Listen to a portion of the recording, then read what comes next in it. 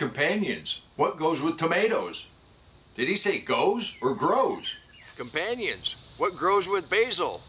Did he say goes with basil or grows with basil? So when we're talking about companion planting, we're just talking about anything that goes or grows with other plants. And with tomatoes, we've got a large variety. Our marigolds do wonderful. And we seeded zinnias in just the other day, and they're coming up. And I know most people think of dandelions as a weed. They're a really good companion plant for your tomatoes. Your carrots grow really well. The thing is, they take a while. The same with your beets. Has anybody ever said you can't have enough beets? But it's also a fun one to companion plant with your tomatoes. Now, when you're companion planting with just about anything, you want to get stuff that goes well together on the plate as well as in the garden. And basil and tomatoes go really well together. There's a lot of herbs that you can also plant with your tomatoes. So anything that makes a really good combination on the plate usually makes a pretty good combination in the garden. And having a little cilantro next to your tomatoes doesn't hurt at all either.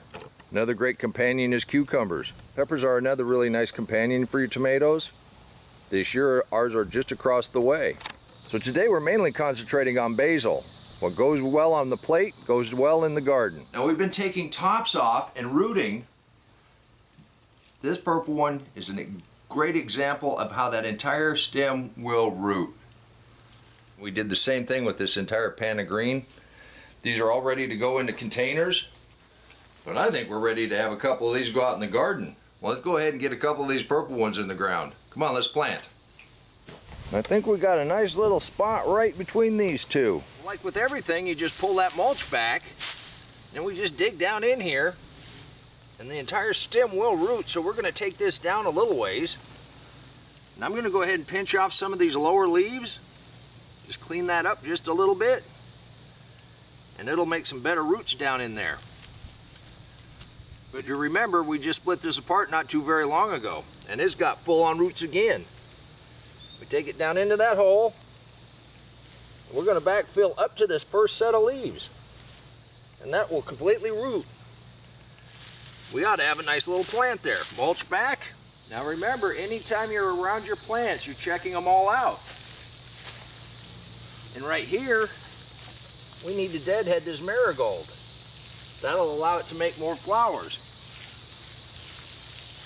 And that's companion planting. What goes good with tomatoes, what goes good with basil. So let's go see why we do this.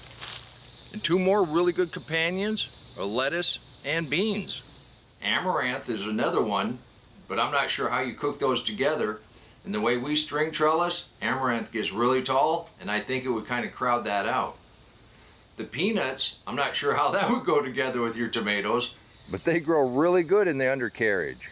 You can also plant garlic in between your tomatoes, but that takes a little planning. You want to preset your garlic in the fall and then plant your tomatoes in the spring. But look down in here. This is why we do it.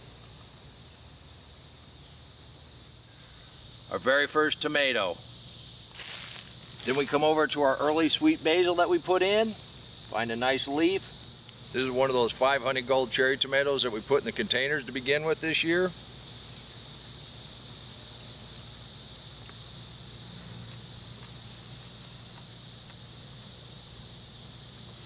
So you can come right out into your garden, pick fresh, eat right off the vine. I can't even explain how good it is. You can do this too. Until next time, remember, take care of yourself, take care of your family, and God bless you.